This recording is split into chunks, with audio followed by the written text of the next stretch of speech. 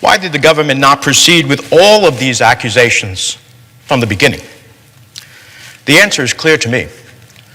By filing 3 indictments, one in late September, a second one a few weeks later in mid-October, and a third one just last week in early January, it allows the government to keep the sensational story in the press, it poisons the jury pool, and it seeks to convict me in the court of public opinion.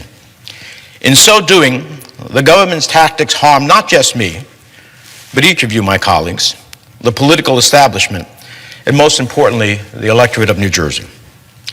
The sensationalized allegations are now creating a rising call for my resignation, despite my innocence, and before a single piece of evidence has even been introduced in a court of law. The United States Attorney's Office is engaged not in a prosecution, but a persecution. They seek a victory, not justice. We've seen this play out with other prosecutions of public officers. Remember what happened to Senator Ted Stevens or Governor Bob McDonnell. There are numerous other examples. It's an unfortunate reality, but prosecutors sometimes shoot first before they even know all the facts. It would be a shame if this venerable body does the same. So having set the stage for why this process has unfolded this way, let me deal with some of the issues, starting with the latest accusation.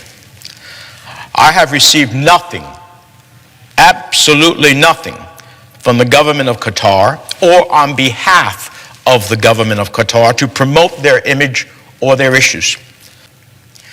The government seeks to use baseless conjecture, not facts, to create the connective tissue to substantiate the allegations.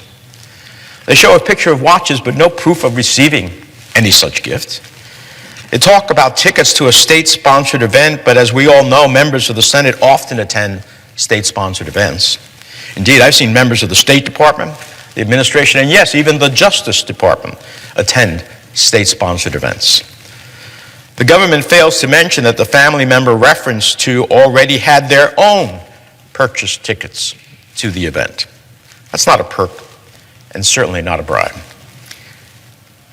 Finally, on this point, the suggestion that an introduction of a constituent to a Qatari investment company is illegal is not only wrong as a matter of law, it is dangerous to the important work all of us as senators do.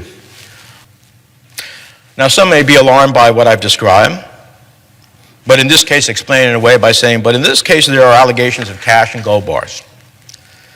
The problem is that there is no evidence of the giving or receiving of cash and gold bars. In fact, there has been and will be at trial a full explanation of what is the truth about those issues, a truth that proves I am entirely innocent of the charges.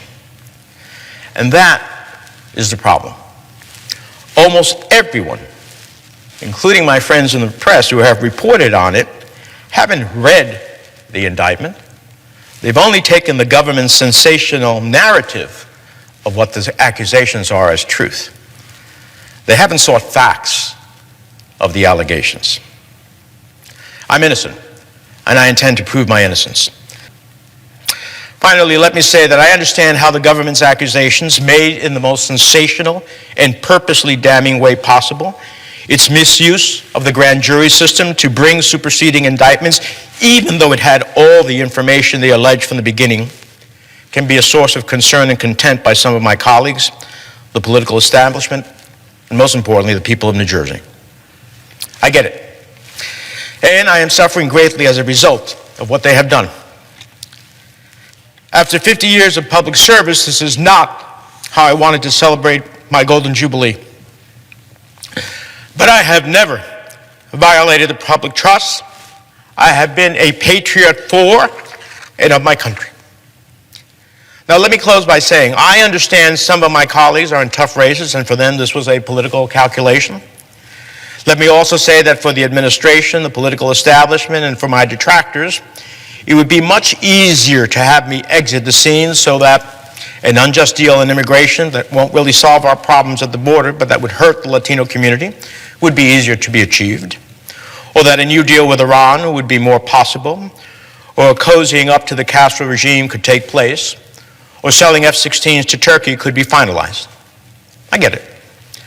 But I will not step aside and allow those things to happen in the name of political expediency. I have never chosen the easy path. Never have, never will, and will not do so now. I simply ask for justice to be allowed to work its way. With that, Mr. President, I yield the floor and observe the absence of a quorum. Clerk will call the roll.